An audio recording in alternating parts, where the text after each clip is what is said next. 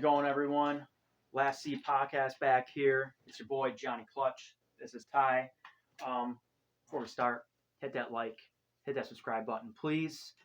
Be big for the channel. Please and thank you. We're only as of this recording, we are 5 subscribers away from going live on YouTube. Man, that is good. That'd be huge. Yeah. We're real close, so please. But anyways, let's start talking about some fantasy football. So we've been doing segments on TikTok. We do like the trade market stuff and things like that. That stuff's been really cool. This is where we kind of roll more into a deep dive into that type of stuff.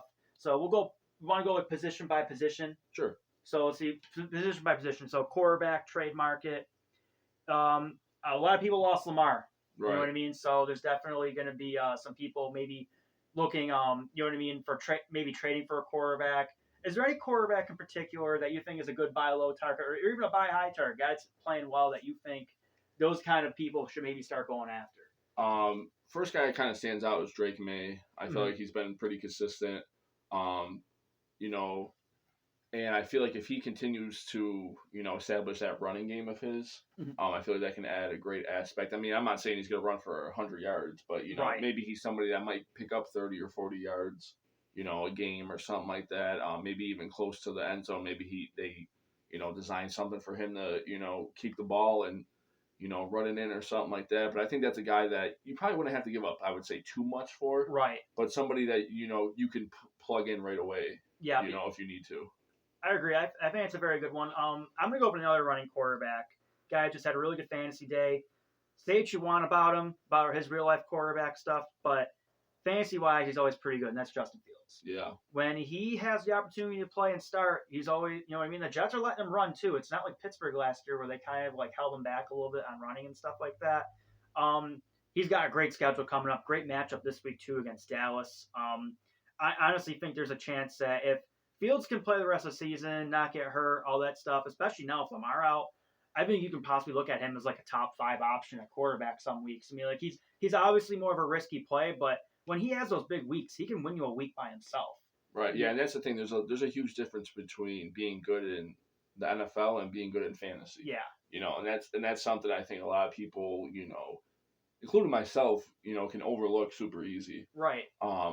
You know, fantasy, it's one of those things there's a lot of guys you can't fall in love with the name. Yeah. You know, you have to go by, like you said, the matchups they have. You know,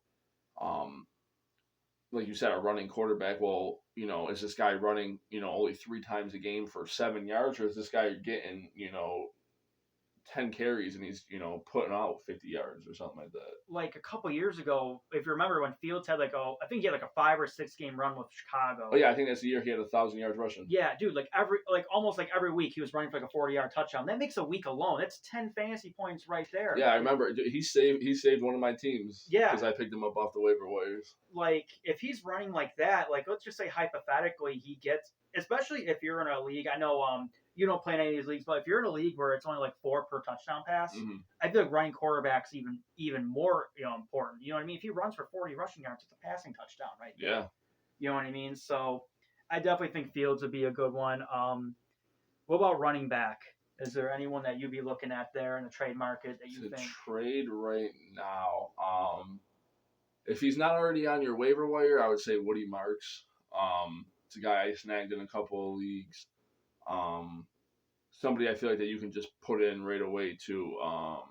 You know, it depends too, obviously, you know, what you want to give up. That's a guy I feel like if someone doesn't really love that, you know, that type of person, and I mean that as like that running back or that quarterback, that wide receiver, that tight end, you know, you could probably get this guy for, you know, not as much. Exactly. But it also depends who has them, and, you know, you can't let them know that, you know, you're super in love with that guy, because that way they're going to just keep driving the price up. Yeah, I agree.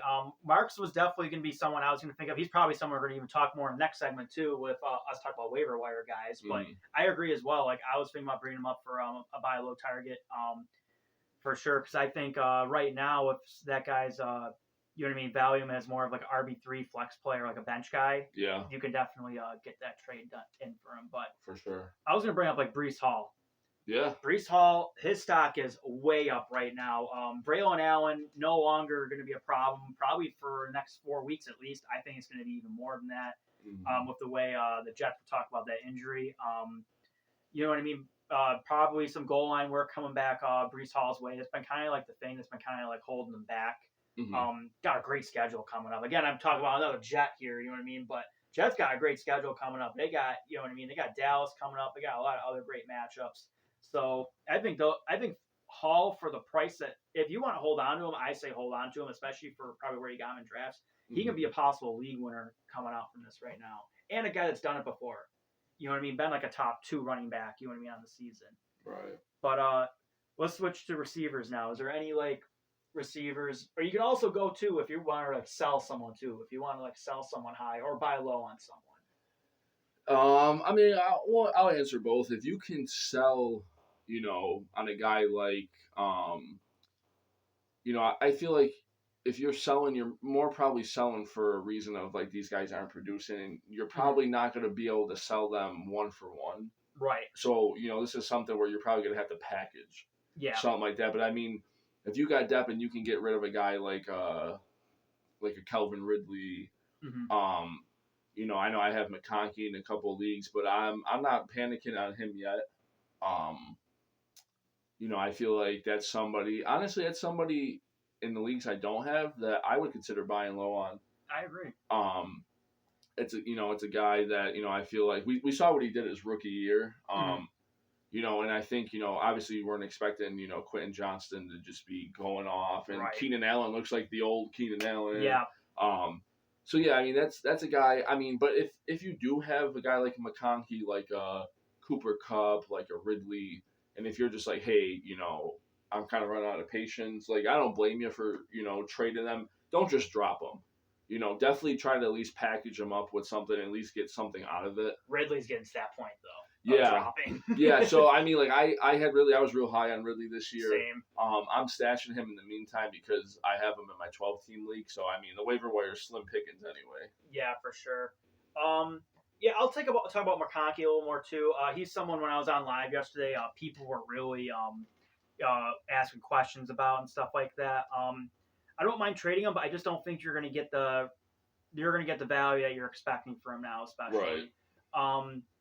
I feel like if you are trying to buy low on him, I wouldn't expect you to get like most drafts he went like second, third round turn. Yeah. I don't think you're going to get that from him. Yeah. But if you can trade like, a lower end RB2 for him, RB3 maybe in some cases that people are trading for him, I wouldn't mind it, because you really don't need him to, pay off at that round 2, round 3 price tag anymore. So who's a running back you're comfortable with giving up just for McConkey if you're doing 1 for 1? If I really need a receiver, someone that comes to mind is maybe like a Jordan Mason or something like that. Aaron Jones maybe coming back real soon. Mm-hmm. You know what I mean? You could maybe still sell high on him. Right. That's one example I can think of. Not that I dislike Mason, but I think that you're kind of getting McConkey at like his lowest right now. Like, I don't know. Another guy's been brought up a lot has been Jamar Chase. That's another guy where I don't feel you're going to get the value you want for him. So I think you might as well just, you know what I mean, hang on to him for now and hope that. I agree, yeah. And hope that either Jake Browning figures it out or they trade for a quarterback. Hopefully Jameis Winston makes it there. We can see some Jameis time, but yeah. But so let's bring up some waiver wire guys now. So we'll even talk about tight end. I think we're gonna have the same guy for this one, but I'll let you start. I'm thinking Darren Waller. Yes. Yeah, I got him in a league of mine. I tried to get him in a couple of leagues, but was only successful in one.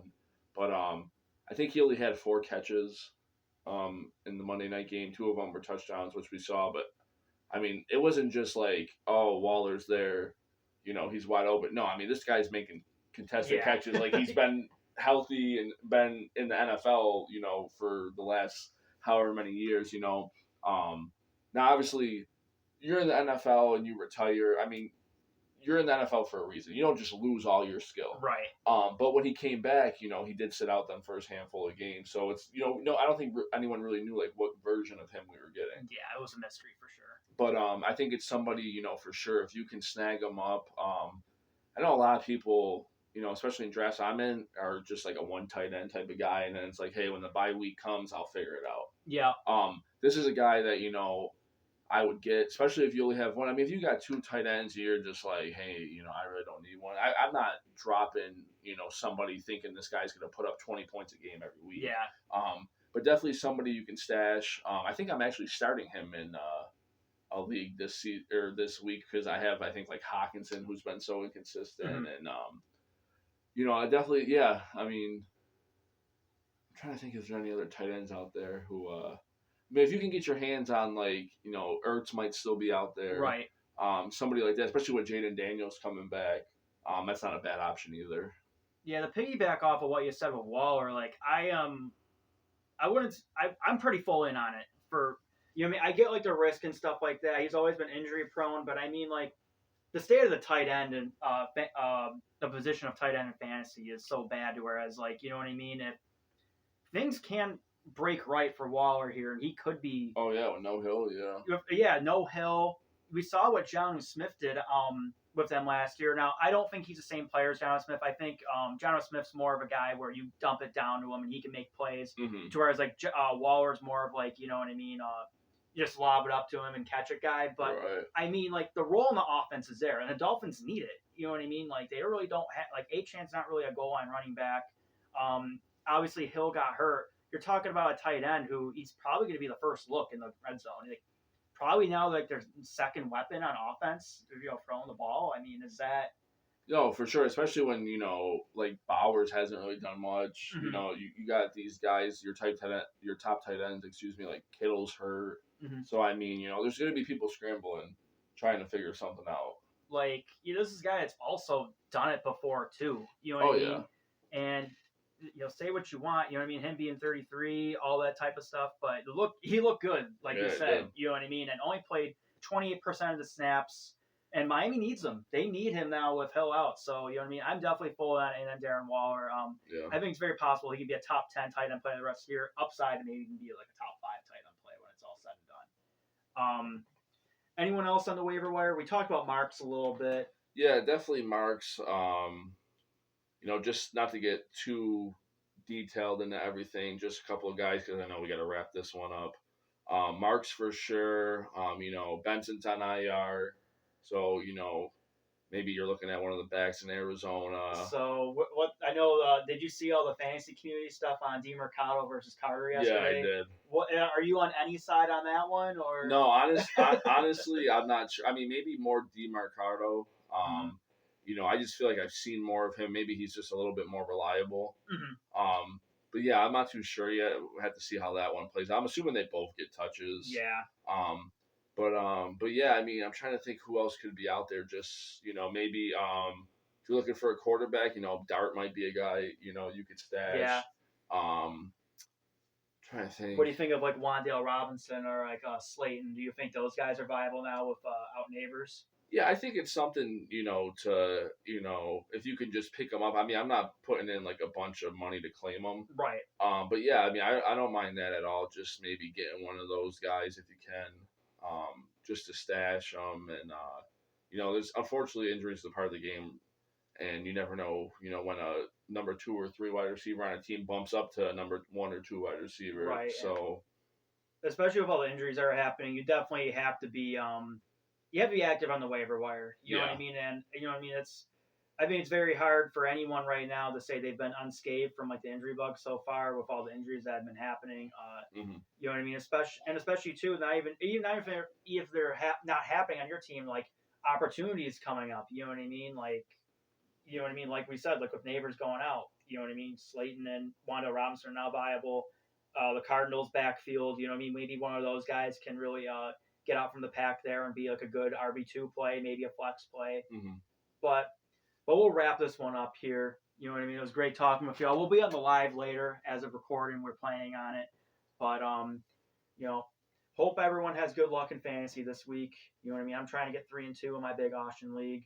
But until next time, peace out.